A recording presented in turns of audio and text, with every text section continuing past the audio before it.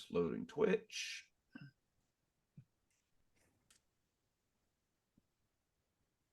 And chat will be monitoring the chat as well. So if things come up, you have follow-up questions for Mike, we can ask for you. Sure. Yep.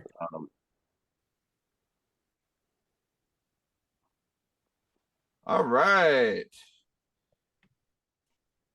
Let me pull up my correct list here. That's good.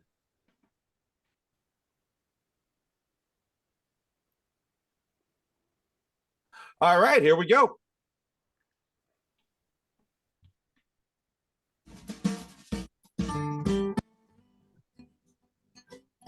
Oh, no, I'm just kidding. Like, that's not loud enough.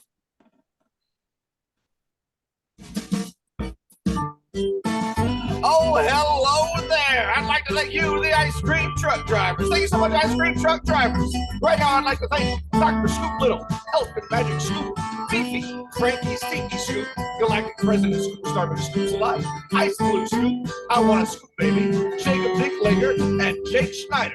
If you want to be an ice cream truck driver just like these fine folks, head over to preachingfun.com. Preachingfun.com is where you go to sign up to be an ice cream truck driver, and who knows? Say, maybe your own. Yeah. A show. Hey, Johnny, do you want to go to an ice cream social? Yeah, I'd love to. Great, let's go. The great Mike Reiss is with us here on the studio. So exciting. If you've seen The Simpsons, Ice Age, any of the Minions movies, The Critic. I'm an idiot. What happened? That wasn't me. No, that was I introduced myself. That was only me. I really fucked up. I remembered almost everything. Well, Almost everything. You did.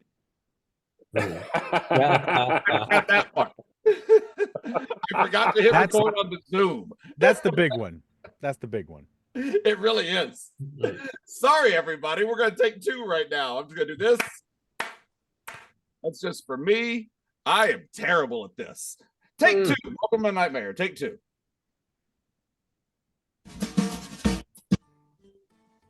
Oh, hello, everybody. If you're not with us live, you just missed the huge fuck up that I did. But I'd like to thank all the ice cream truck drivers out there. Thank you, ice cream truck drivers. Right now, I'd like to thank Dr. Scoop Little, Elton Magic Scoop, Fifi, Frankie Stinky Scoop, Galactic President Superstar Scoops Alive, Ice Blue Scoop, I Want a Scoop Baby, Jacob Dicklinger, and Jake Schneider. If you want to be an ice cream truck driver, for the love of God, go over there and help me out. Head over to preachingfun.com. Preachingfun.com is where you go to sign up to be an ice cream truck driver, and who knows? The life you save may be your own. That's exactly right. We might need a new audio guy for season 3. Here's the show. Johnny, you want to go to an ice cream social?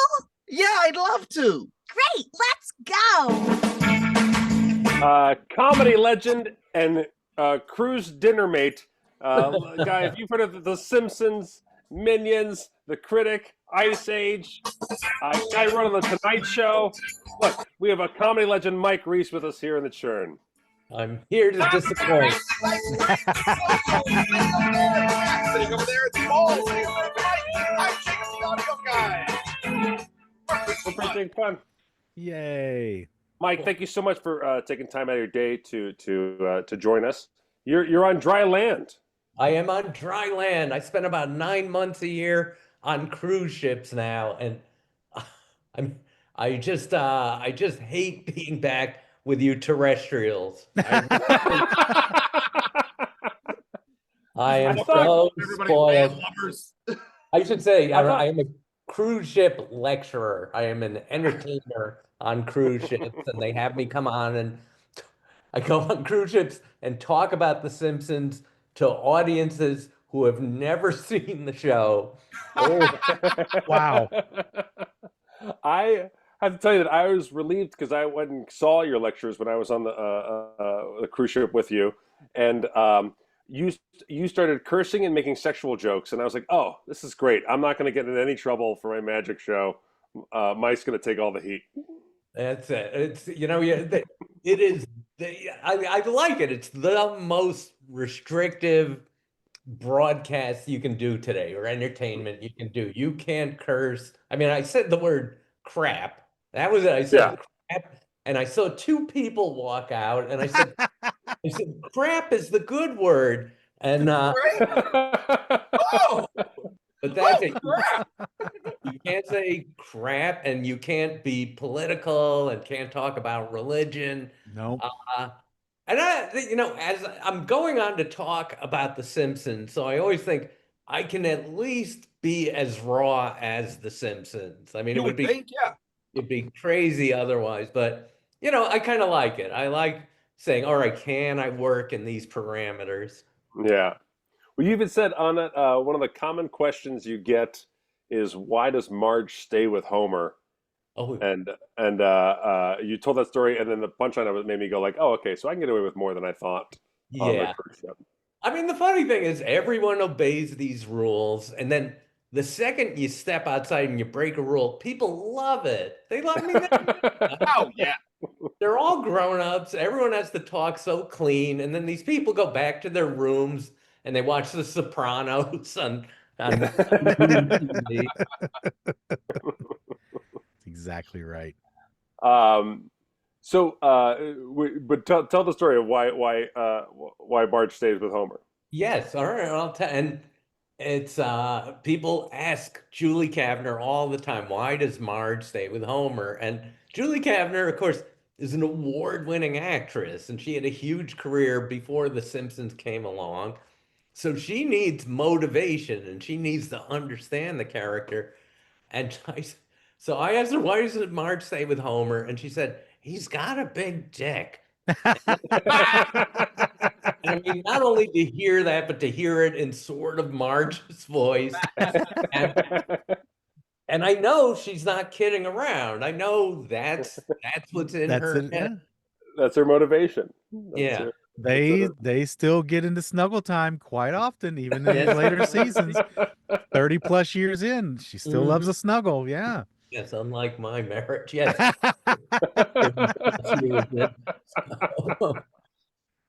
Now, you can't have imagined it would go on like this. I mean, even just the network you were on, I bet you didn't even have faith that Fox was going to last that long, right? When you first started. Yeah.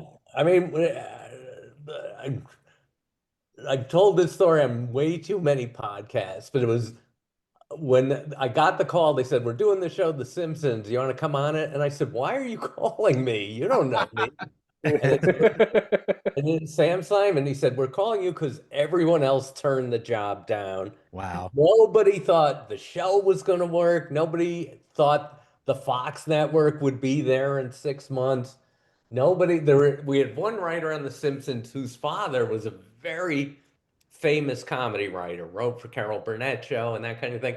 And his father begged him not to take the Simpsons job. Oh, no. It's just hard to put your head back to 1988, the way people of animation, of Fox Network, and that kind of thing. And it shows in the Simpsons staff, the original Simpsons writers, the 6 or 8 writers who created everything people love about the show. None of them had ever written a script before.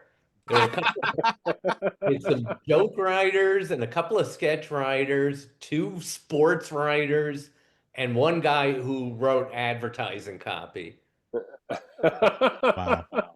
Misfits, a group of misfits. That was it. It just shows you it's not that hard. It's not that hard. TV writing or write a good. But you and Al Jean were like there forging what became the golden age of The Simpsons, and kind of locking in what made The Simpsons. From that time, is there anything that stands out in your memory as something you contributed, as far as like, I know Matt Groening famously got very particular about the way the animation was done, didn't like wild takes and that kind of thing. Is there something within the family dynamic or something within the way the characters need to have their voice in a certain way that you feel like you really helped lock down early in those years?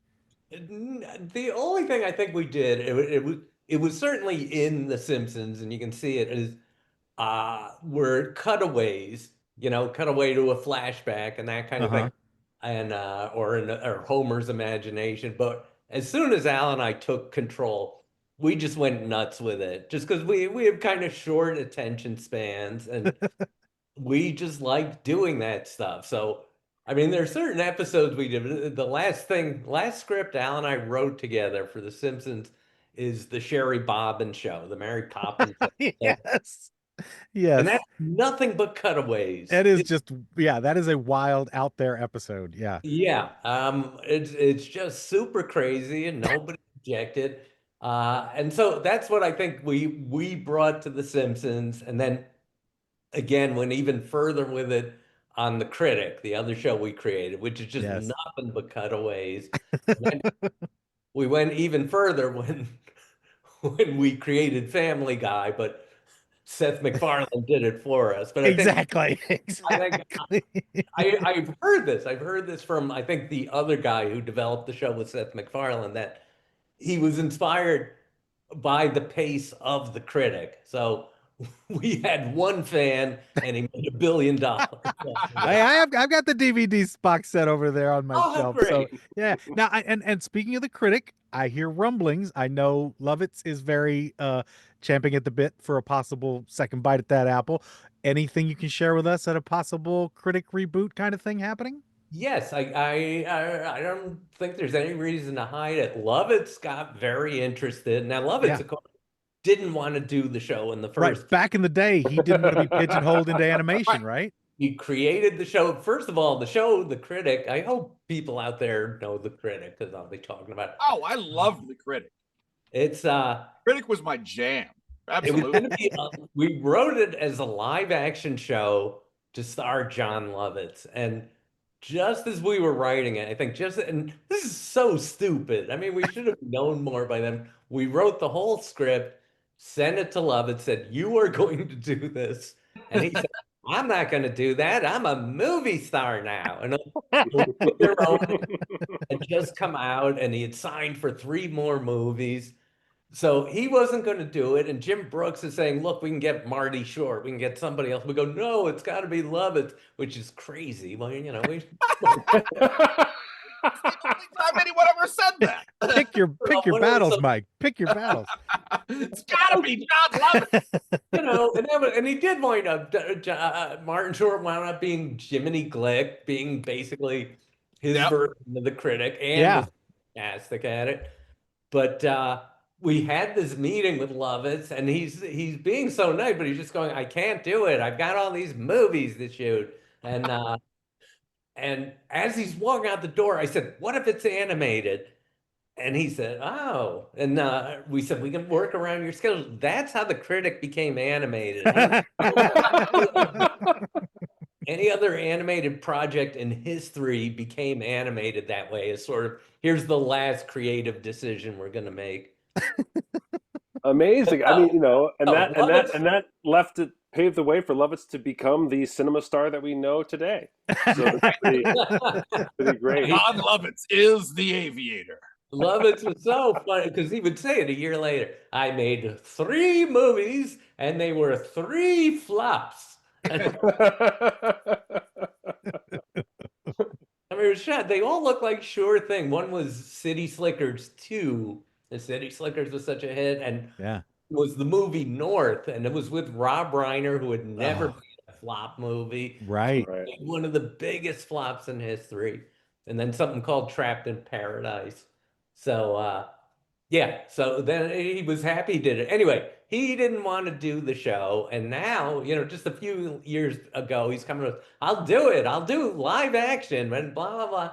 And when they started rebooting everything, Al Jean especially got very interested, and he's working with Lovitz on it right now. And they're updating the character. And I said I'd stay around as a consultant. I can't take being on The Critic and seeing it canceled again. I mean, my heart can't take it. Watching it get canceled twice in like 11 months. It's like, that's too much for me. Well, And I think they might have a slot on CBS late night now. So, you know, there's who knows? yes, that's a real tragedy. Mm. Is it ever? And I just saw your post mentioning that, speaking about how Colbert reached out to you when he first came out to LA. That's Yeah. fascinating to me too. As a Second City alum myself, that's fascinating. I always admired his work from back in the day. What's the story? So yeah, he'll tell you. I got a call like 30 years ago, and he said, "Hi, my name's Stephen Colbert. I'm just moved to LA from South Carolina, and your friend Ted, I have a friend Ted in South Carolina. He said, your friend Ted said I should call you up." And you know, I said, "Well, you need an agent." I gave him such generic advice because I don't know how a comedian's supposed to break it. Keep your chin up. For Get whatever headshots. reason, I remembered his name was Stephen Colbert, and so that was it. So 20 years later, I actually came to New York to direct him on The Simpsons. I go, wow. And I said, I told him, "Oh, you called me 20 years ago asking for help." He goes, "Now I get those calls." Oh yeah. But he was impeccable. It was funny, you know, we'd slotted an hour for him or something, and he nailed every single line first take. There were Of just course. and I just said to him, "Look, I haven't seen anyone do this since Phil Hartman." And it was Wow. the same thing. Phil would just come in, nail it instantly, and we go, "Gee, we're sorry we made you make this drive out here." That's extremely high praise. That's wild. And who knows, now with Lena going off the air, you might get that call again. You don't know. Yes. It might. Oh yeah, can I help? Yeah, exactly. Stop bothering me. So I said, get an agent. Got another part in another Ice Age coming up. There is another Ice again. I'm not sure what I'm supposed to say. There's another Ice Age movie coming out next year. That's part 6. And yes, I've been working on it. It's just so comfortable. I like the characters and the voices, and it's especially the woman who conceived and runs Ice Age. This woman, Lori Forte, is just the best and nicest producer in Hollywood. She just knows how to treat talent, and you know, she's just a good person. Now, you've ended up in this lane of like animation and things like that, but you started off just as a regular comedy writer, right? I was a comedy writer for 8 or 9 years for People, and People with skin and bones. when The Simpsons started, nobody had worked in animation. None of the writers, of course, had worked in animation, and except for Nancy Cartwright, who plays Bart, none of the actors had ever done animation before. It was just again, it's something about show business. It's not that hard to master. You've either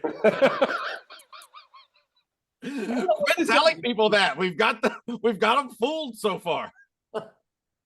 No, it's just someone put up a meme of like it's robots trying to play soccer and they like miss the ball and just fall to the ground. And I said, "Oh, someone found footage of me trying to pitch TV shows and movies for the last 20 years." So it's harder for others, Mike. Well, I mean, but The Simpsons was built on happy accidents. I mean, I used to tape the shorts off the Tracy Ullman Show as a kid. I used to wait until sit there next to my VCR and manually stop and start it when I thought Simpsons segments were going to pop in, and I had several of those on VHS even way back in the day. And then I got into Matt Groening's Life in Hell books big time, and so was just fascinated by the way that all played out. And I, you know, got crazy obsessed with the property, was a charter subscriber to Simpsons Illustrated, still have a few of those magazines in pieces because I would clip them out for the posters and whatnot. I had the second of Springfield shot that they included, so you could look at that quick white buy that started off back in the day and identify everybody. I just love that. I've still got like some rare pieces. I have a set of Simpsons color forms. I don't know if you remember color forms from way back in the day. Color forms. I didn't know we did them. Yep, it was in '89, so it was like the first year, and I think probably the last year of color forms.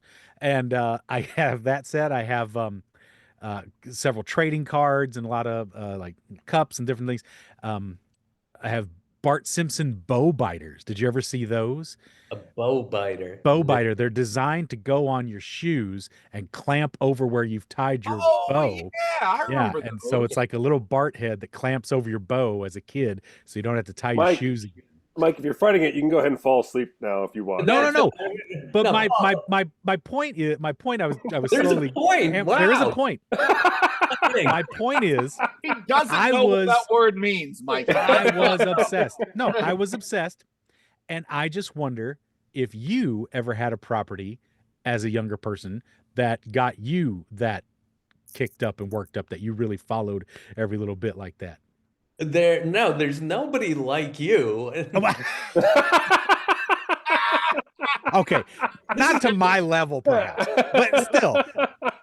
This is an intervention, and it's true. I appreciate it. It's high time. It's high time. Fire trap. All that and stuff is highly flammable and leaking chemicals. I know I've taken the batteries out of almost all the play sets. It's safe. It's fine. No, the answer is there are things I loved. I knew inside out. I mean, there was the way people love The Simpsons. I loved the Dick Van Dyke Show, and that's what. Okay, that's what I'm talking about. That, so but, that okay. Okay. I didn't have I didn't have Maury Amsterdam color forms. Well, there wasn't quite the marketing machine behind it like there was. You didn't have the benefit of Reagan ripping away all protections for children. Like we did. I knew we'd get to something good about Reagan before this show. It's the one good thing. He made me a lifelong Simpsons and He-Man fan.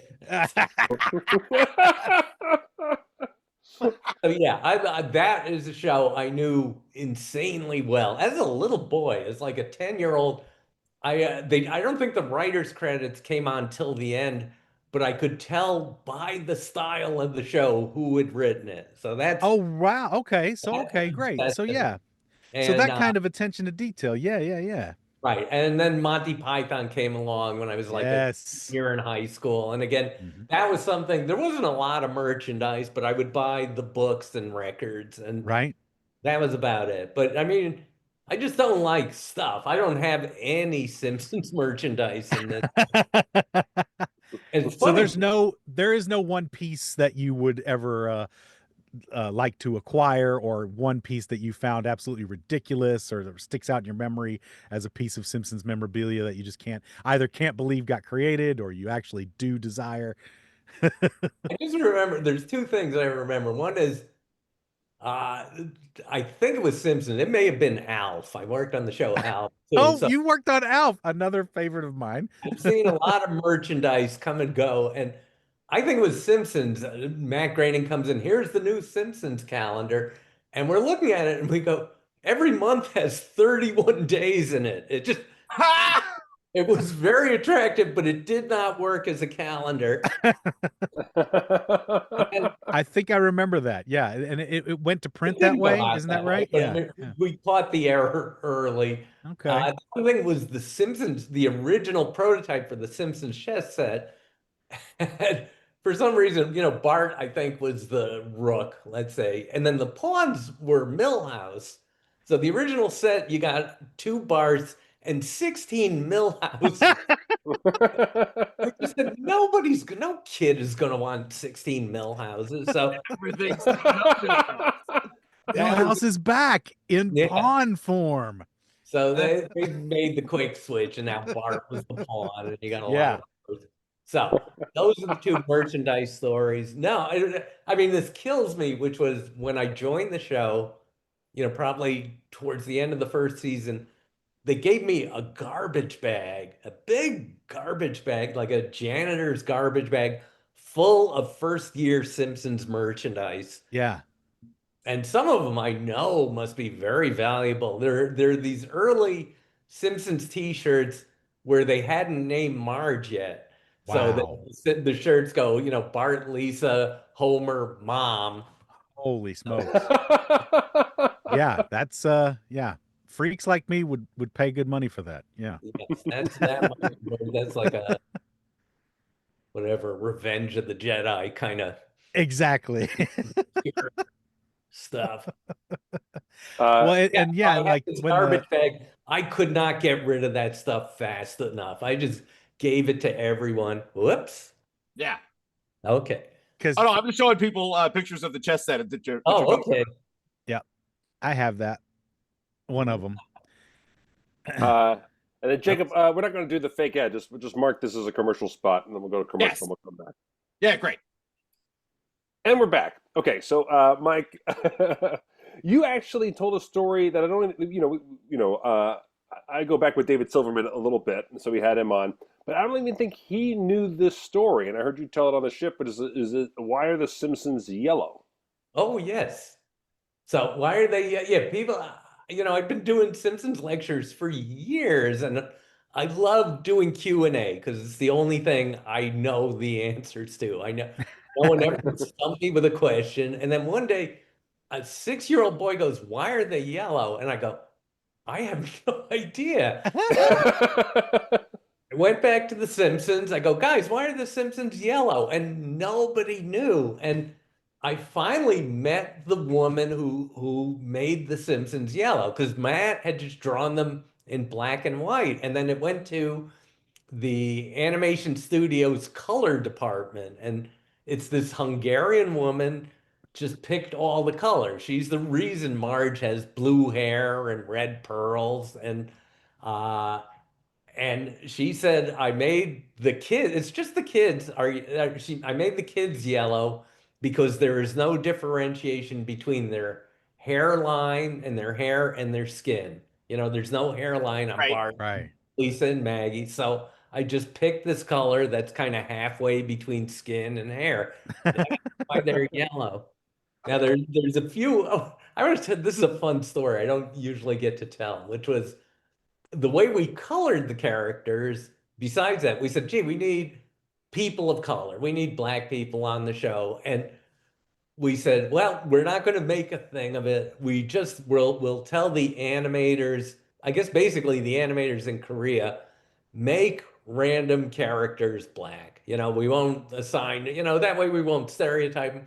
And the shows came back in color from Korea, and all the homeless people and criminals were black. Oh God. Oh my God. Guys, everybody, this looks really great. One note, everybody. You know, so Well, and Smithers was Smithers was black for an episode, right? Smithers was black, I think, for a few episodes. Yeah.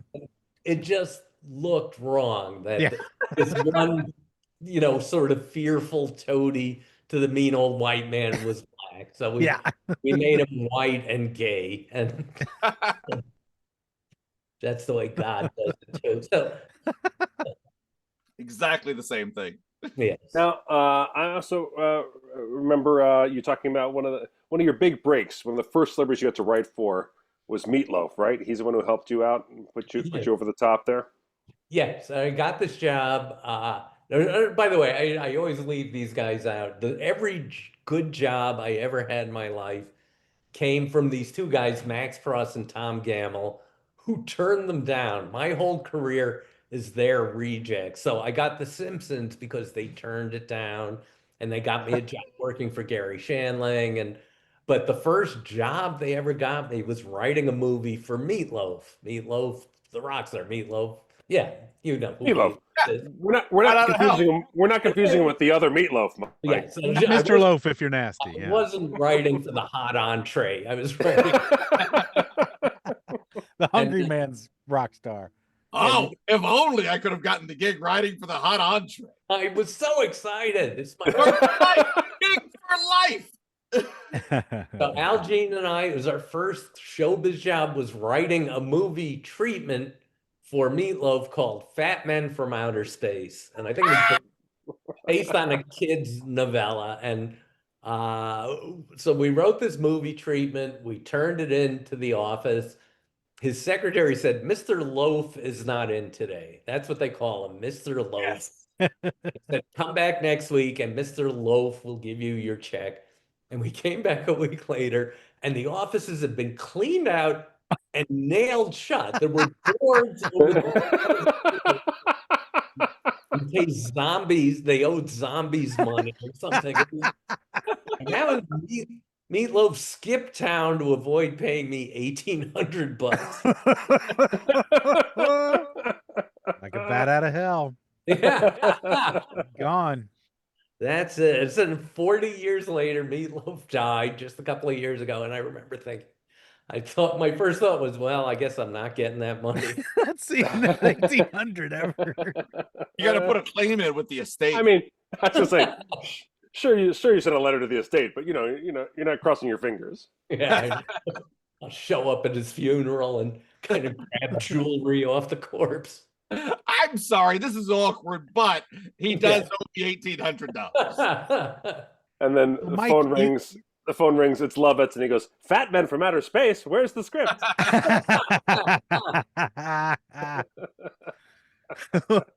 Mike, you've been talking about how you're doing lots of these lectures on ships, and so you're on cruise ships a lot of the time.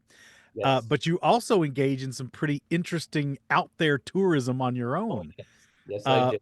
What is a recent fascinating place that you have visited that you could share with us? I guess, the cruise ships came along and took up the slack of all the exotic travel. Although every once in a while, the cruise ship will bring you to Senegal or someplace. Yeah. I still laugh that you went ahead and made Simpsons money, but still want to hang out with everyone with fixed income. I think that's what's the funniest thing about. But I think the most exotic recent trip I took was we went to the Philippines for Easter to see a guy get crucified. Oh yeah, they do it for real, right? They do it for real there. And as a Jew, I know, I'm gonna get blamed for this. But sure enough, there's a guy, he's been doing it for 34 years. Now get out of here. It's the same guy every year? Well, he doesn't want to do it. He keeps going, anybody want to take my place? I guess that would be hard to get an understudy for. Yeah. Oh, boss, why have you forsaken me? 34 years this guy's just been getting nailed up, huh? Jesus only did it for 33 years. He beat the record. I need this gig like I need a hole in my hand. But that's it. So, and he's, so 34. The point is, I'm sure when he started doing this, he was like Jesus. That's how he got the job. But now he looks like Danny Trejo. And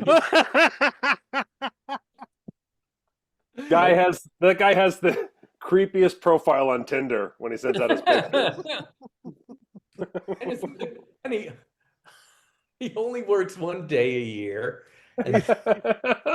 He's becoming the Robert Downey Jr. of the Crucifixion world. They just keep wheeling him back out every time the ratings slump around Easter.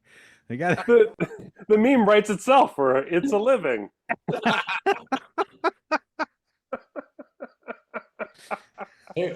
We went to see the guy. This will tie things together. We went to see the man before his crucifixion, and he was street clothes, and they're taking his blood pressure or something like that, just to make sure he's tipped off. There's a physician on hand in case things go wrong. What? We don't want to crucify anyone if they're not well enough to be crucified. So my wife goes to the guy with the question she always says. She goes, "Do you like The Simpsons? My husband writes The Simpsons." And I see, Jesus, just look heavenward, just like, could someone please crucify me and get me away from this? I like that, year 31, and they're coming to take his blood pressure, and he's just eating salt. He's just pouring salt into his mouth, just trying to get it off the chart. I can't do this. Please medically disqualify me. I hate my life so much. if Jesus had had an athletic commissioner, this whole thing might have played out differently. Yeah, he had to pass a physical. Yeah, And exactly. he's just eating a bunch of Advil, make sure his blood doesn't clot. He gets that's it. He gets medical treatment right before, and then Seems like the most inane time to get it. well, there's that Now, old Jesus, if joke. you smoke any marijuana, just tell me now. It'll be better if you tell me now. It's that great old joke about why did they swab the guy's arm before they give him lethal injection? Right. I want Yes, to get that yeah. infection. So how many people go to this event? It's huge. There seem to be a couple of hundred tourists there, and Mhm. gawkers. The rest of the people is something to do in the Philippines, so the whole town comes out. Crucifixion enthusiasts. I mean, It's the whole Barabbas family. They're all in on it. They're all checking it out. Man, it's very similar to the first year of The Simpsons. No one expected it to be the hit it became. Yeah. Nobody... 30 years? No way. wow, it started right around the same time then. We're now the longest running show in the Philippines. The longest running, tortured to death. Is there merch? By the other, but you'd be surprised which one. Is there merch for this guy? What's the scene on the collectibles in his area there? It's a big fun day out. It's a little village, and so every house becomes a store. Everybody's just selling snacks out of their home, and then there's food carts. There's all kinds of food carts and booths because this is it's a 4-hour thing. You need something to eat. And you watch it. I mean, what's really great is you watch it and, the whole town has come out to see this and you go, this is what it really must have been like. It's just, hey, something to do on a Friday afternoon in Jerusalem. Everybody came. I'm sure there were people selling food and oddly shaped gingerbread cookies. You said earlier that you worked with Shandling? Yes, I did. I worked with Gary Shandling. You know what? I was talking to a friend of mine who worked on the show, and I said to him what I always say, which is he was a great guy, but the worst boss you could possibly imagine. And my friend who worked with him said, I didn't even think he was a great guy. He was notoriously hard to work with, like going over scripts like till the wee hours of the night. Changing lines. Like that, the hours were endless, and he just was never happy. He was never satisfied, and he did it to himself too. But you could just never please him. What went on the air was whatever was ready at showtime, but it was just endlessly rewritten and second guessed. He was literally impossible to please, and that was it. And every once in a while, you'd pitch him a joke and he'd go, that's funny because what I thought you were going to say was this. He never, it was just a killer. But he liked us. He liked me and Al, and we wrote about it. This is the old It's Gary Shandling show. We wrote about a dozen episodes of that. And then he came to us first to create the Larry Sanders Show. And we were like, we don't want to work one more day with you.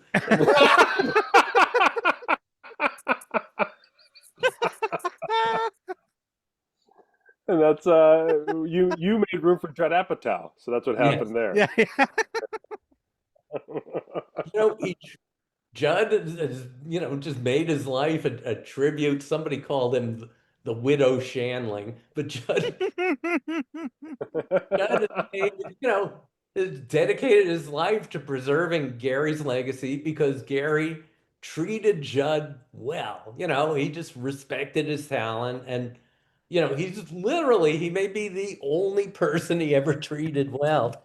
So well, he had all that saved up for just one guy, I guess. Yeah. Also, Judd was super young and just wanted to be around, and so like he would stay at Chandling's house till like 4 a.m. helping him write and stuff like that, and so he didn't want to go home and go to bed like any other human being, and so that's why Judd gets to be legendarily close to Shandling.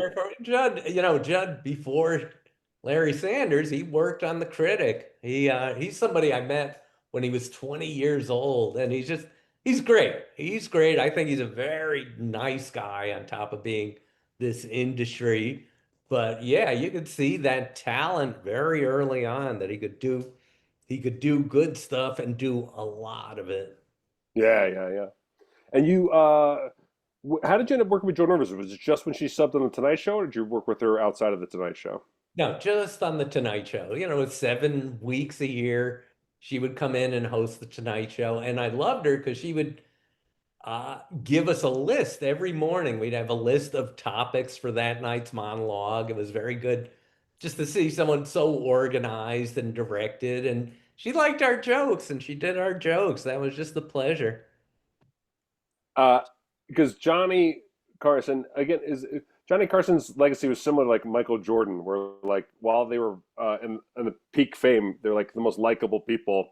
And as soon as you lifted the curtain, you're like, oh my God, what a psychotic monster. He just was cold. He was cold and distant. By the time I got there, which was probably season 22 of the Tonight Show, he just didn't want to see his writers. So I met him the day I got the job. He was very, very affable. Then I saw him one more time when we needed to work with him on a comedy bit. And then I got fired. And then they offered me my job back 2 weeks later. And it's like, what did I learn in 2 weeks? I think you're probably a very different writer now. Come on. Because in terms of you fired people left and right, but he tried to fire you early, and you managed to escape your first firing, right?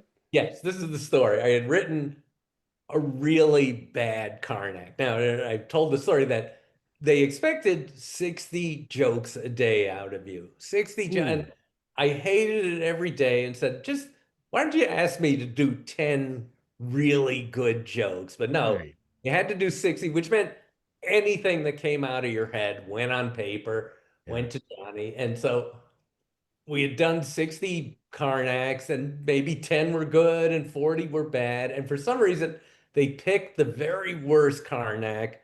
They give it to Carson. He does it on the air. And I won't even explain it for people who don't get it, but it was just the answer was red square. And the question is, what do you call that blotch on Gorbachev's head?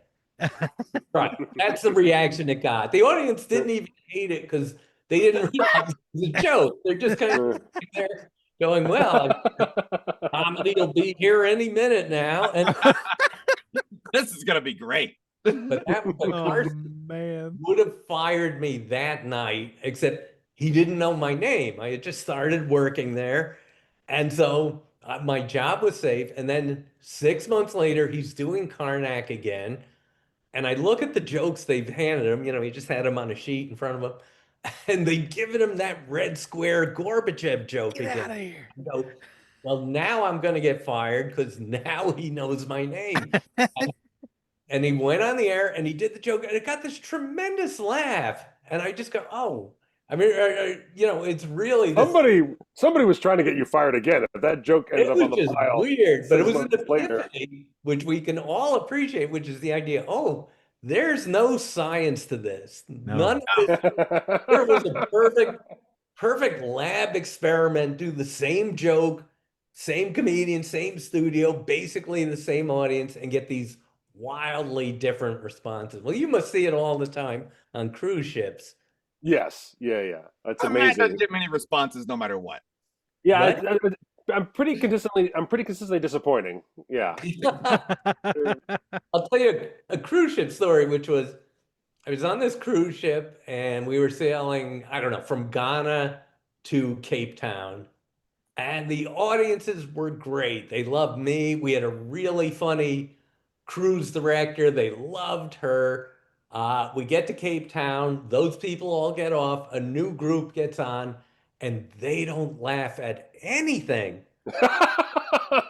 You go, just what happened? I mean, literally from the best audience to the worst audience ever, doing the same jokes in the same room. And a comedian, I know, a cruise comedian was coming on board, And I wrote to him, I said, look, beware, this is a really bad audience. And he just tells his wife, oh, Mike is pulling a prank on me. He's trying to scare me. And then he went up and did his hour to dead silence. And he left the stage in tears. No, it is a strange thing. The big badge of honor is always say never blame your audience. You got to make it just. You got to figure it out. But yes, everyone who does cruise ships on turnarounds, same thing. It's like just completely different reactions to the same exact material in the same exact environment, and it's so strange. It's really so strange. It's not like the audience got together ahead of time and said, "Hey, let's be real dicks tonight." You don't know. Like there's formal night and there's be a dick night, right? Yeah, so like, which night are you performing on? You got to figure it out. No explanation. I'll never figure it out. Where are you heading? Are you going to head out again soon?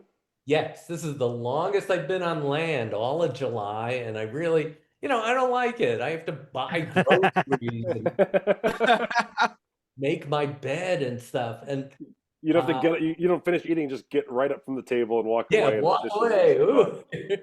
You walk away, and some Filipino goes, "Thank you," and it's like, "Oh, you're very welcome for my dirty dishes." Everybody thanks you for leaving a mess. So yeah, come August, yes, we're crossing the Atlantic and then crossing it back on another cruise ship, and then this will be interesting. In September, I'm doing a speaking tour of Zimbabwe. I don't know what I'm up against. I don't know if these people have ever seen the show, but they're bringing me all over Zimbabwe and maybe a side trip to Rwanda. So that'll be interesting. And then after that, 6 straight months of cruising again. Just cruise. So you love it. You just love cruising. Yeah, I mean, at very worst, you just live your life. You have internet, you can do your work. If you're writing, you write, but everything else is provided. Here's your food. Here's entertainment every night. Here we clean your room twice a day. Who wouldn't love that? Yeah. Wait, now, how? Because you love the cruise life and you're out there all the time. How often do you send word to have me join you for dinner? How often do you do that when you're out on the ships? We do it. We like to meet the comedians and the magicians. Sometimes if it's kind of a fun entertainer, we always think, oh, hey, they're in show business. We're in show business. It was funny because we asked you and you came out. You didn't know who we were. Not at all. I know Penn Jillette. He's been in my house. You just come out. Anybody offering to eat with you? I guess. I like that in the retelling. I'm the weirdo, but I think that's fair, Matt. They didn't even give me a heads up that you were an entertainer. They just said guests. So I was like, oh, okay. Yeah. And man, I got the amount of hypothesis my wife and I made about who this couple would be, and then just to be told, because you were coming in a second later, and so she's like, "Oh, my husband will be here any second. He writes for The Simpsons." And I was like, "Oh." Right off of crumble up every hypothesis I had of who I'm having dinner with. My job is great. I go on a cruise ship, I get the full cruise, and I have to do 6 lectures or something.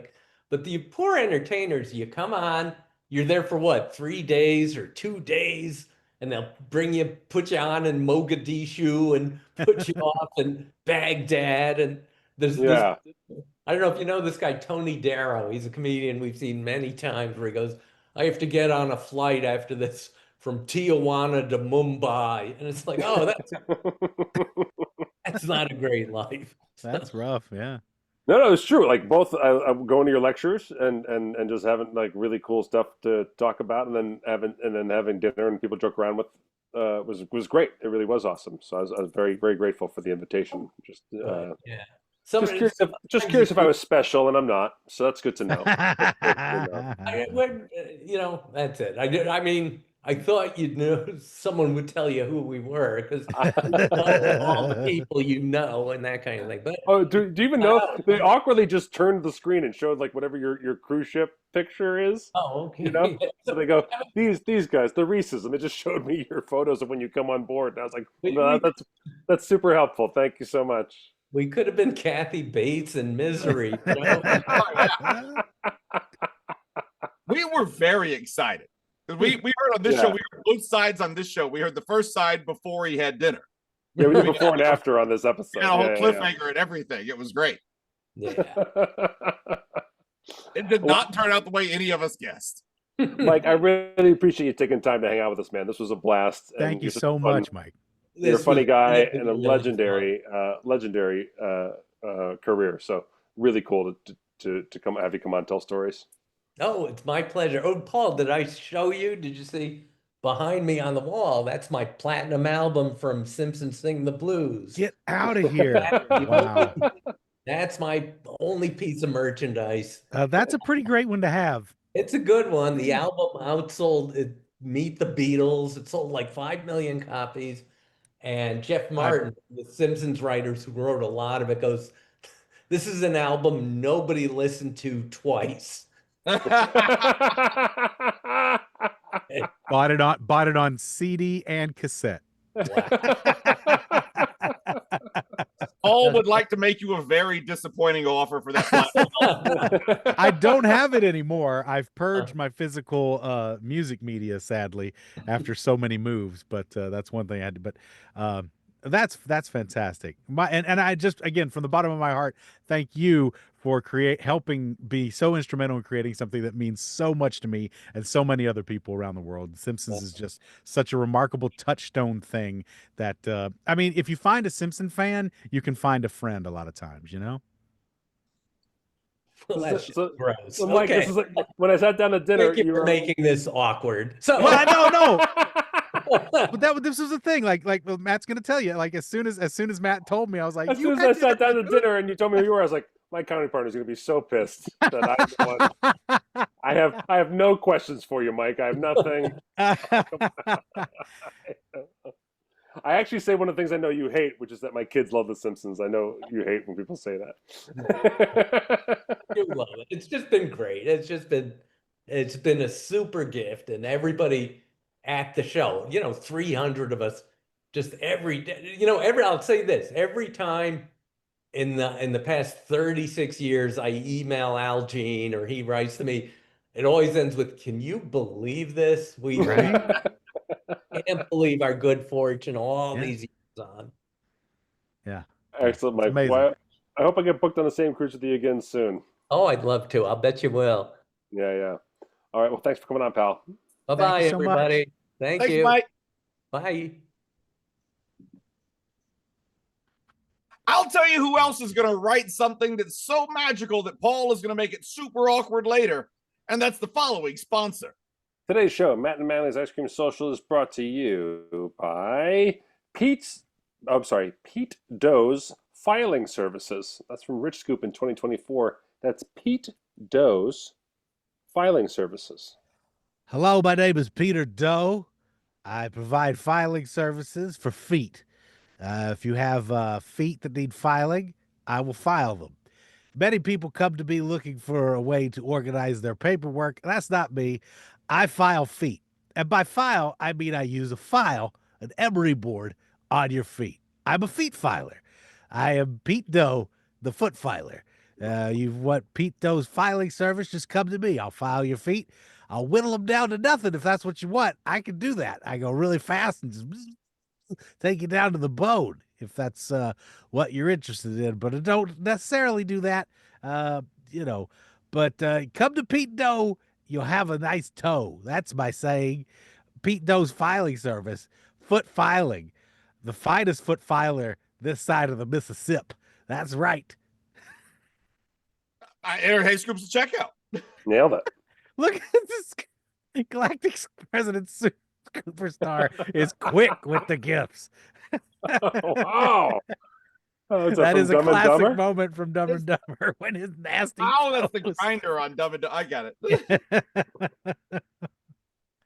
Woo. You're missing out if you're not joining us over here on Zoom, over through the Patreons. Preachingfun.com. Join us on Zoom. Hang out, see all the gifts that Galactic President Superstar McScoops a lot is throwing up in the chat right now. Yeah, And, become a sponsor on Patreon, and you can join us live and hear guests like Mike Reiss come and talk about The Simpsons. It's true. And Mike Nelson in the chat, either we missed the joke or chose not to do the joke. You decide. I mean, it's a little close to the news right now, right? It's just the news. It's just the news. Not even a joke. It's the news. Not even a joke anymore. Just every day's deluge of news. None of it's funny anymore. Matt, that was remarkable. Thank you so much.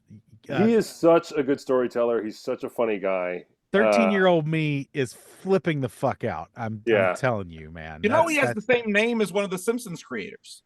Interesting. Crazy. Well, I really did try to rack my brain and think of stuff that not everybody asks him. A little bit, you know, and so that was great.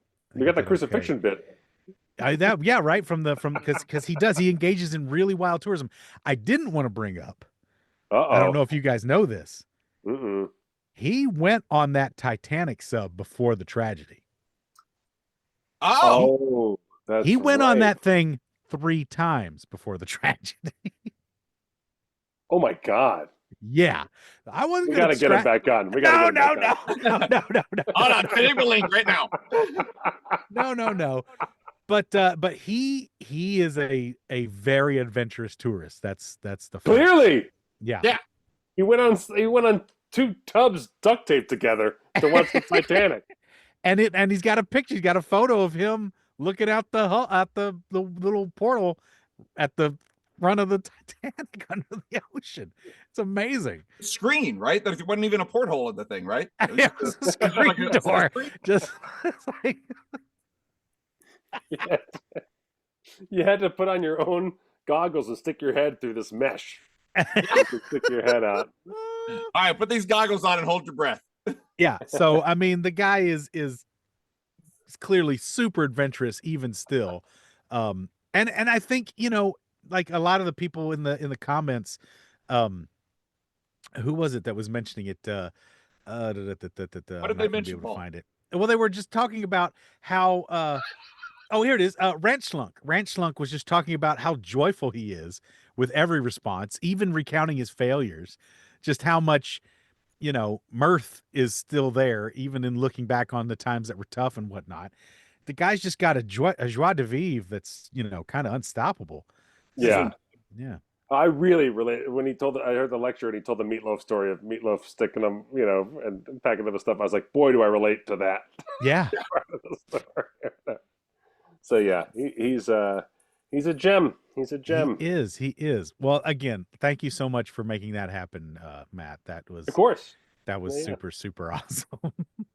It was the usual soft bit where I go like, I just bring up all the podcasts I do, and then wait. Yeah, I do podcasts. He goes, oh, I've been guest on some podcasts. Oh, I said, oh, if you're willing to do just any old podcast, you can do ours. Well, I can't promise you to bring you anything, but it'll happen. I listen to Talking Simpsons quite a bit, and I you know, we've had Mike Reiss now and David Silverman. We've had about, I don't know, 7% of the guests that they've had now. And I'm like, oh, this is great. It's really we'll get cool. Graining next. We'll just complete all the OGs. I would love it. I wanted to ask him about. That's one question that I was going to kind of ask him about, but I didn't know exactly. It's more of a Graining question, but I don't know, because, you know, the Simpsons originally were going to be the Life in Hell characters, right? And he very much at the 11th hour changed it up, and, you know, notoriously in the video game. I don't know if you remember the video game back in the day. Yeah. Oh yeah.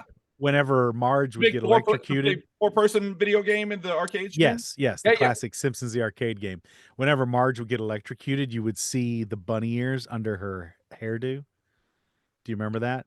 I do remember that. Yeah. So she was that was kind of Groening's like thing of maybe Oh, these are the interesting. Life in Hell characters Oh, secretly. I kinda. always thought that was a I remember thinking when I was a kid playing that game, I thought it was like a reference to something later in the game that I just never got far enough in the game to get the reference. No, it's Life in Hell. It's the characters from Life in Hell. Oh, gotcha.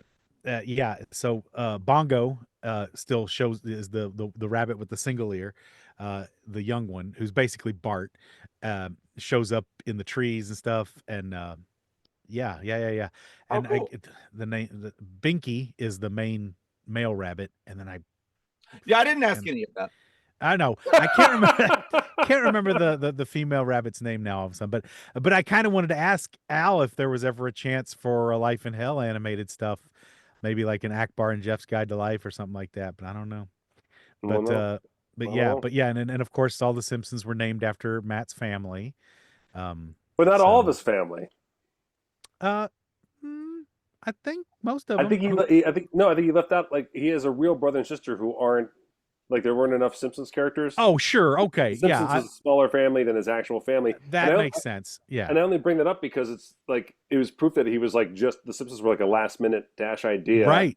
He just threw in whatever. Yeah. And he was thinking that they were going to probably want Life in Hell and not the Simpsons. He just wanted a second pitch, is what I'd heard. Well, I think I heard it was more like he just didn't want to give up the rights to those characters he'd spent his life creating, He was still making money as a cartoonist in LA papers.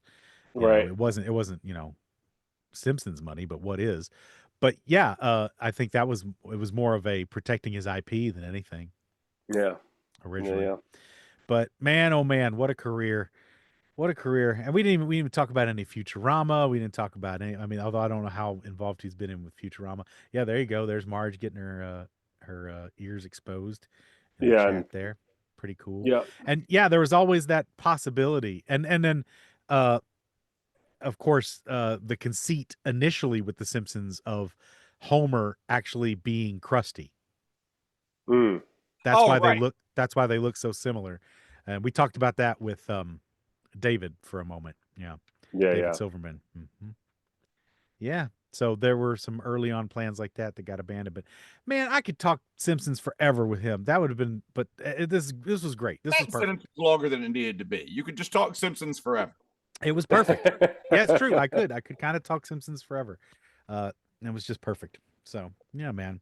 I'll tell you what won't be perfect. Your game of jock versus nerd. That's what you're saying. Ladies and gentlemen, it is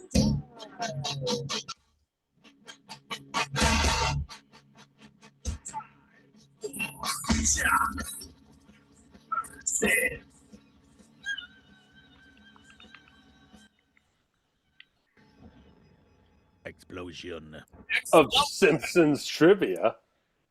Right? We got a trivial man. Sunday. The categories are which is more? Actor filmographies, sports balls, and people from Ohio. Matt, you're up first. Oh man, I got to go with people from Ohio. People from Ohio for 200. He's known for his love of Cleveland and hosting a knockoff of The Price is Sprite that is beloved by the world around, by grandmothers and children faking sick to stay home from school. Jim Carrey. Jim Carrey. Drew Carey. Drew Carey, of course. It's me. I'll try, I don't know. How about sports balls, 200. With a circumference of about 26 inches, the surface of this sports ball is divided into 18 distinct segments or panels. Jake, you want to take that from the top, buddy? Yeah. I'm just going to take that from the top. With a circumference of about 18 segments. No, panels. Damn it. Oh, no. Basketballs. Volleyball. A trick question of volleyballs. Not a trick question. It tricked me. Paul. Actor filmography.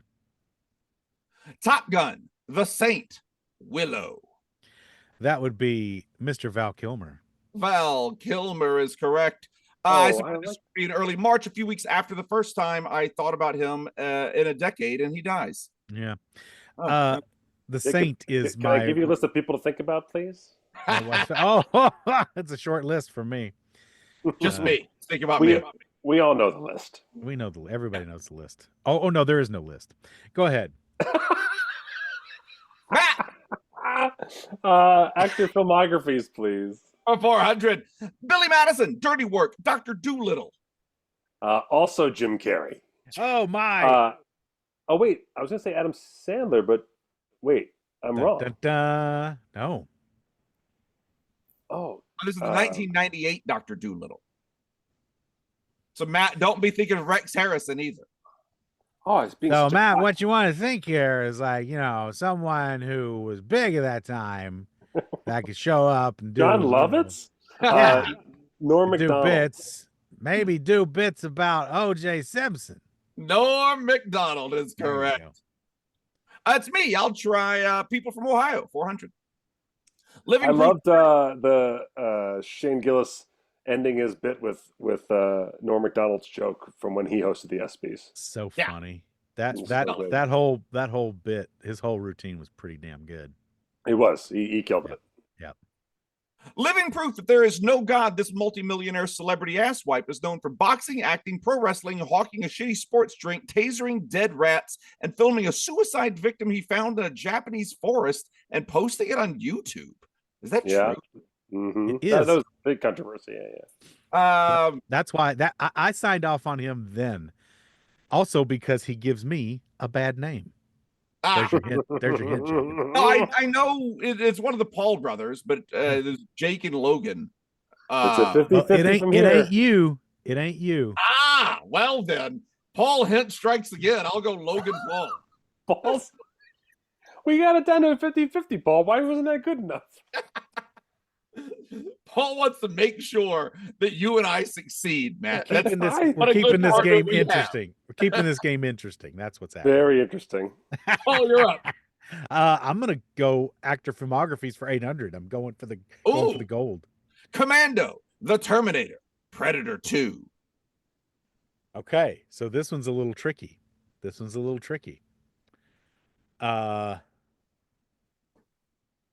Ooh. If I just said Commando and The Terminator, who would you say? I'd say the Schwartz. The Schwartz. He's with you. But Predator 2. Predator 2. Schwarzenegger's not in Predator 2? No. No, that's Danny Glover is the main part in Predator 2. That's right. I know everything about the film Predator 2. 2 days to retirement before I stop hunting these aliens. Damn, this is this. I keep trying not to fight monsters that have blood that glows, but they keep pulling me back in. No, it wouldn't be Shane Black. Oh,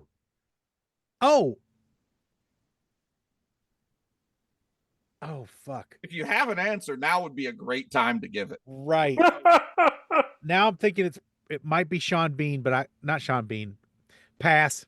Mr. Bean is the correct answer. Mr. Bean. It's not Matt, that passes to you. Shonda Rhimes. Rhimes. Pass. Yeah, I don't know either. Bill Paxton. Classic Paxton. I say I remember him in Predator. Radioactive Scoop. That's what I was thinking too. I was thinking Jesse Ventura, but I don't think he's in Terminator. And probably not in Predator 2 either. I don't remember him in Predator 2 either. I remember Bill Paxton in Predator 2. I remember Bill Paxton in Commando. I do not remember him in the Terminator. No. So there's Easy Whip is saying there's a new Predator movie coming out this year. That's exciting. That'll be terrible. Did you guys watch did you watch Prey? That was pretty good. That was the one on Hulu, right? Yeah. Yeah, I watched that. That was all right. That was pretty good. And then there's a new animated one that's out there. Oh, I hadn't seen that too. Yeah, it's pretty good. That Alien versus Predator movie kind of turned me off of all of it, honestly. It was those are terrible. Those aren't even bleh. Yeah. Matt, you're up. My God, there's a company that makes a thing for skins, and someone the post wrote, "Fantastic Four skins are coming for Fortnite." Yes. Fantastic. What? Yeah, Fantastic Four skins coming to Fortnite. And I know we're doing trivia, but I have to say this one thing because it's if we wait another episode, it'll just be so old. I cannot believe how fast the viral sensation was of that couple getting caught at the Coldplay concert. Isn't that hilarious? Holy shit! That was like it was hilarious, but I couldn't believe how it was just fucking everywhere in an instant. Like every single thing I looked at. I miss things like that all the time. I'm not on any of those things. When I heard about it so much, I thought that it was something that must have happened like a week ago. Well, you guys know I'm not a conspiracy theorist, right? No, not you. Go on, Measured. You are the saucer that captures the droppings of the cup. I do have to wonder. I do have to wonder if perhaps the mainstream media outlets might not be hungry for something to take away the focus from some other story. I don't know for sure. Probably not. I look at the same aspect through a different lens, Paul, to be honest with you. Is that we're so inundated with Trump shit fucking every day, day in and day out, that a story where we all can laugh at, we all can punch downhill, is just and billionaires getting their comeuppance, right? It's because it was a tech startup, and it's because they both were married, and the woman got promoted. It was it scratches the itches on both sides of political equation, right? Yes. Also, she's the head of HR. That's hilarious. Yeah. It is something that all media, whether you're left or right media, like there was something in it to kick around, no problem. Right. That it was just like a joyous moment where we all, no matter what side of the spectrum you're on, could just be like, those are two douchebags. Yeah. Jacob, you reminded me of the meme I saw that got me. You know, the Drake with the oh no or the oh and the yeah, you know? Oh yeah. Right. So the Drake is like no, yeah. So the no is head of HR and the yeah is head from HR. Head from HR. Also, what would have happened if they just didn't duck or turn away? Like it wouldn't have gone viral. That's exactly it. Nothing. If you just play it off smooth, ain't nobody giving a shit. But the fact that you acted like somebody shot you with a dart. The guy went full fucking Periscope, like and just went down. It was so. Oh yeah, if he just reacts like, oh yeah, this is normal, and the camera's pointing at me, nobody gives a shit. No. Yeah. He might still get divorced, but that'd be the end of it. Yeah. All right, Matt, you're up. I will go for people from Ohio. Let's do it. Let's go. 600. Younger audiences know him for his quote unquote contemporary household, but older generations will remember him as a shoe salesman who scored 4 touchdowns in one game for Polk High.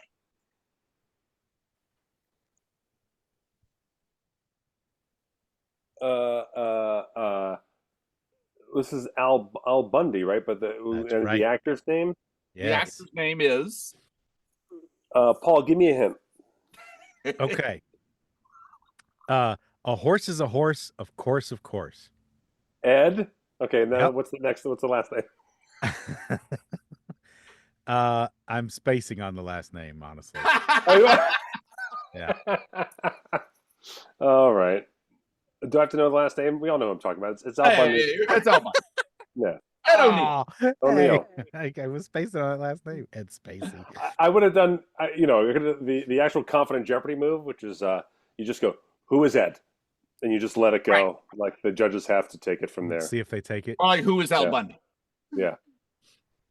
Let's see. I'll try, sports balls. 400. With an average circumference of just under 9 inches, this sports ball has a cork core and leather case sewn together with multiple rows of stitching. Slower. Oh, sorry. Go ahead. With an average circumference. Whoa. Get to the stitching. Is that a softball? I'll say softball. A cricket ball. A cricket ball. Nice. I guess I'm going to stop guessing on the sports balls question. Crickets from the audience. That's a good idea. Paul, you're up. Can I get actor filmographies, please? For 600. Halloween, Escape from New York, You Only Live Twice. I'm laughing at Galactic President Scoop-a-lot as a meme of Epstein and Ghislaine Maxwell in the Coldplay concert. Oh no. I'm going out on a limb here. Lee Van Cleef. All right. Donald. Ah, it was Donald Pleasance. Shit. It was Donald Pleasance all along. Ah. Good news. Paul and I are tied now. Matt, you're up.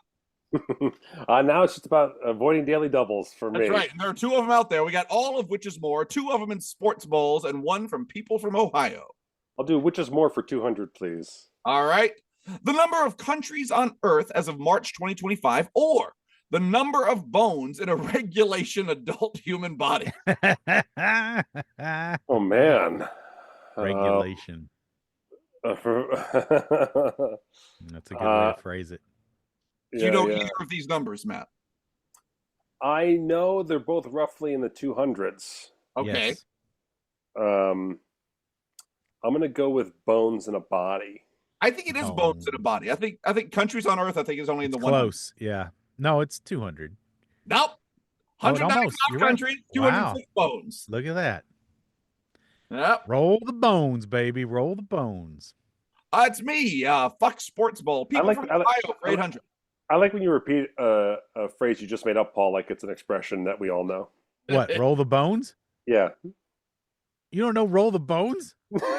Yeah, I knew this was going. I don't know roll the bones. That's just for like roll the dice, roll the bones. It's a Rush song. Okay. All right. It is a pretty common saying, Matt. All right, I'll eat shit on it. Also, a lot of people know that the pilots on 9/11 didn't learn how to land the planes. Well, I don't know why you're bringing that up, Jacob, all on your own. A lot of people know about that. I don't know why. Oh, man. Just a non sequitur. This late night salad dressing an auto racing enthusiast who was also an actor. Who knew? Oh, that's got to be Paul Newman. Paul Newman. Yes. I finally got one right. Lorraine Newman. Paul. Lorraine Newman salad dressing. Which is more for 8? Oh, all right. Making a move. Total episodes of Guiding Light or career NBA points scored by Sean Kemp. Ooh. Paul, what team did Sean Kemp play for? Everyone's favorite, the basketball Hornets. That's right. Was it the Hornets? No, it was not the Hornets. Okay. He played for the Seattle team. The Supersonics. Now defunct Seattle Supersonics. Team. Okay. I'm gonna go with the Kemp points. Kemp points is incorrect. Oh, they were close though. 15,762 episodes of Guiding Light versus 15,347 points for Sean Kemp. Both more impressive careers than I expected. Oh man. Yeah. Both are more than I expected. Yeah. There go my chances. Oh well, I rolled the bones. You rolled the bones. I get it. I'm an asshole. I live in a cave. I'm just sitting over here wearing my house shoes, rolling the bones. That's what I thought. That's what I thought I was going to get ribbed for next was the house shoes thing. And you brought up your own 9/11 joke. I brought up your 9/11 joke. What? What are you talking about? I never made about that the joke. pilots not learning how to land. They only learned how to take off. I don't know what you're talking about, Jacob. Because that you might be referencing a bucket show that was not recorded in any way, and therefore no one has audio evidence of anyone making a joke but you. That is true. That is true. I'm just sitting over here making 9/11 jokes for no reason. When I run for HOA president and someone plays this clip at the meeting, so I will run for HOA president unless you're designing to disband. The person playing that clip will be me. So don't elect me HOA president. And then you end up winning in a landslide. You want this guy leading you? Yes, okay, so, they would. Let's do sports balls for 400, please. The colorful balls in this sport have a diameter of 2 1/4 inches and weigh about 6 ounces. Colorful. Easy for me to say. Colorful. I didn't realize I couldn't say that word. Colorful. What sport has colorful balls? I don't know. When I see people with colorful balls, though, I go over and mac on them. I was thinking of miniature golf right away, but the golf ball's not 2.25 inches. I don't think. No, it's not. No, if a golf ball was 2.25 inches, it would be the king of all golf balls. Combat juggling. No, I don't know. I'm gonna pass. That passes to me. I think it's Matt King's favorite sport. I think it's croquet. That's a good guess. Yeah, I'm going croquet. No shit, it's billiard. What did I say about guessing in sports ball questions? Hey, just Jacob said you were gonna stop. Jacob, it's okay. Sometimes you got to roll the bones. Roll them bones, Jacob. Oh boy. Let's see. I'll try. Fuck sports ball. Which is more for 600? There's still 2 daily doubles out there. There's one of them. Oh no. Ask and ye shall receive. The number of moons orbiting Neptune, or the total number of successful Super Bowl 2-point conversions. Ooh. This is a tricky one. Well, let's see. I don't know how many moons are around Neptune, but I also don't know how many successful 2-point conversions there have been in the Super Bowl. Well, I'll go Neptune. I think there are a lot of moons on Neptune. Yep. I'll go Neptune. Yes, 16 moons and 11 conversions. Nicely done. Jacob, describe the measurements of a football in 2-point conversion. I have sworn that off, Matt. I used to do that a lot. At a different point in my life, I was really keen to do that. But these days, no, I've just sworn it off. Paul, I'll have to try sports balls to try and get something. for 800. Daily double. There we go. It's still Matt's only win worth- is safe.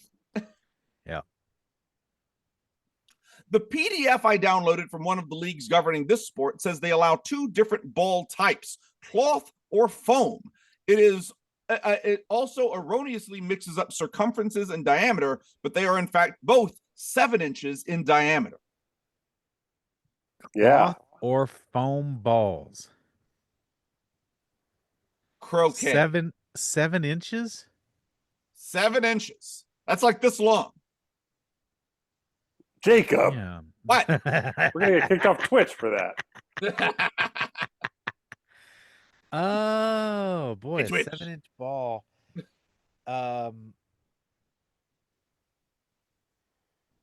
What do you think, Paul? I'm trying to think of what has that size of a ball. Cloth or foam? Cloth or or foam? foam? Oh, rugby. Okay. Let's try rugby. Dodgeball. Poop. According to the geometry flunkies over at the World Dodgeball Federation. And Matt, just for fun, is going to get through this last question. Which is more for 400? He's closing out the category and the game. The number of sports, not events, but sports played at the 2024 Summer Olympics, or the number of Toho Godzilla movies. Toho Godzilla movies. What the fuck do I care? I won. Toho Godzilla property produced the Japanese films in the franchise. 33 Godzilla films, 32 Olympic I'm sports. on fire. Matt wins. Nicely done. again.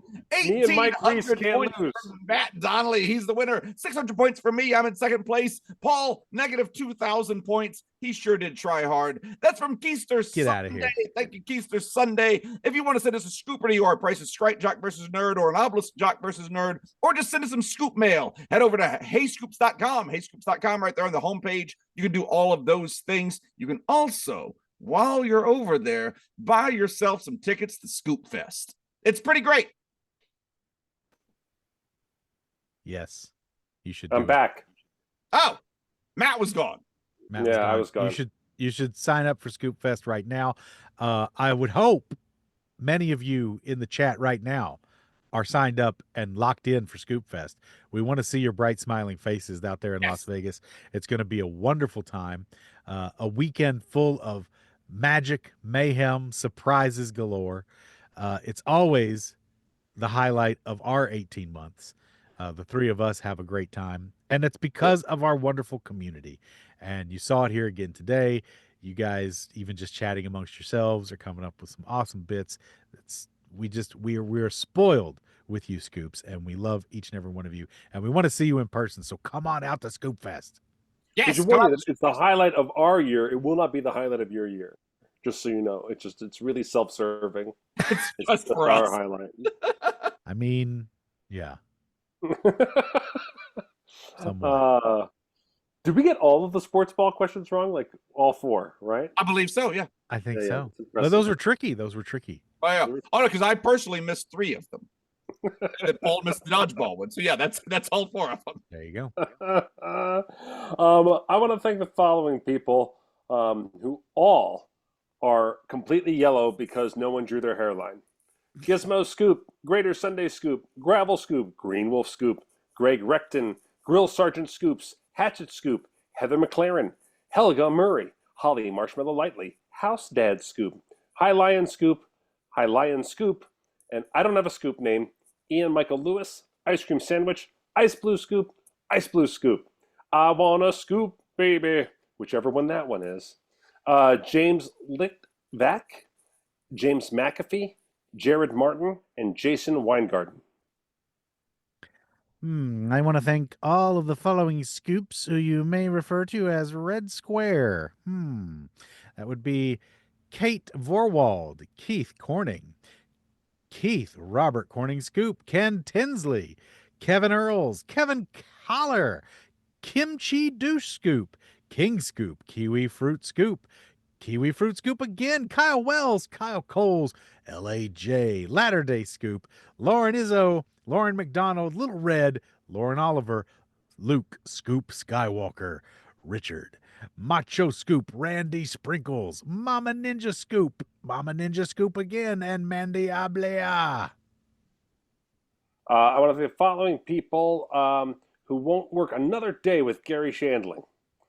J.D. Congdon, Jennifer Reyes Cairo, Jesse Miller, Jim and Manu, Jobeth Bowers, Joe Anderson, Joe Restuli General, John Mattingly, John Muser, John Schumann, John Venice, Jordan Smith, Joseph Pangrazio, Joshua Bartles, J-Rock Scoop, J.W. Reynolds, a.k.a. Scoop Jesus, a.k.a. Scoop Cheeses, Kai, and Kai McMillan. Thank you, Kai.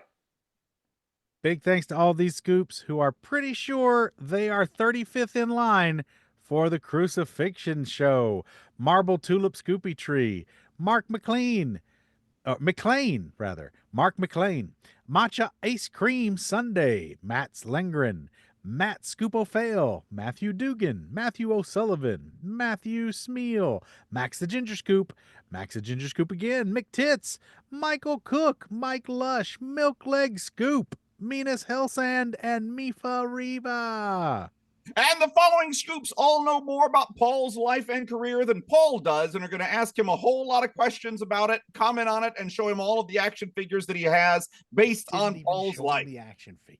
That is Mississippi Churning Scoop, Mitzula, Mohan Nair, Monadnock Scoop, Monica Day, Motor City Smitty, Mr. Head Scoop, Mrs. Johnny Australia, Ameriscott Scoop, Nathan Clay, Nathan Hooten, Neck Pubes, Neil Sabri, Neil Politan, Neil Flesh, Nesticle Scoop, Nesto the Duke Scoop, Nicholas Newman, Nicholas Petty, Nick Dingman, Nicole Busenbark, Nicole Flynn, Nicole Levin, Nikki Benoit, Okie Scoop, One Fell Scoop, Patrick McShar, Paul Clayton, Paul DeAris, Paul Hosier Scoop Luxon, Paul Regan, Paul's brother, Paula, Polygon, P.E. Scoop, Quebec Scoop, Pete Romano, Peter Bougie. Thank you all so much. Also, Mike Reiss has a Substack called Now I've Seen Everything, and where he documents his travels in a funny way. Go to reissm.substack.com. Now I've Seen Everything, Mike Reiss's Substack. Check that out. Nice. Thanks for listening, everybody. Stay safe out there. We love you, and we'll see you soon.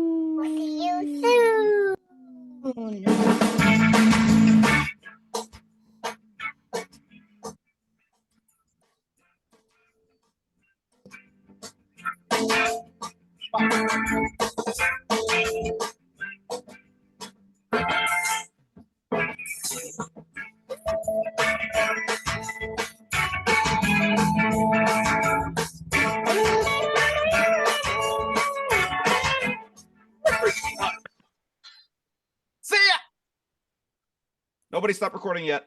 Nobody. Paul, did you stop All right. recording? I did not stop recording. Great. You just Let's told me don't do it. Let's do the ad that we didn't pick up during the interview. One more ad. You want to do the fake ad? Yeah, should we do a fake ad, or do you want me to just tag it in there and we'll just put the real ad in there? I think just tag. Let's do that. We'll just do that. I'll just tag that spot. Yeah, I'll tag that spot and clean it up, and we'll have them put the real ad in, and that'll be good. Yeah. Thanks everybody for joining us for this one. This was a special one. It was. It was really nice. And again, sincerely, Matt, thank you, man. That's that's really. Now I just got to track down Al Jean. Let's see. I got to find a way to befriend him, and then I will slowly. Then we have the trifecta. There you go. Yeah. Yep. All right, Twitch. Thank you so much for hanging out with us. I'm gonna turn you off over here, but thank you so much, Twitch. We love you, and we'll see you next time. We're gonna be back on. We're gonna do the other show on Twitch, right? We're gonna broadcast the other show, right? Pop right back on. So yeah. We're gonna be back on in a few minutes. So keep an eye out. Come right back. Are you gonna send a new Zoom link? Sorry, Jacob. Did you just say that? Okay. Because I've stopped the Zoom link and pulled the recordings out real quick, and then I'll send you a new one over. Great, and I'll put that up on the Patreon. There you go. All right, see you in a minute, Twitch.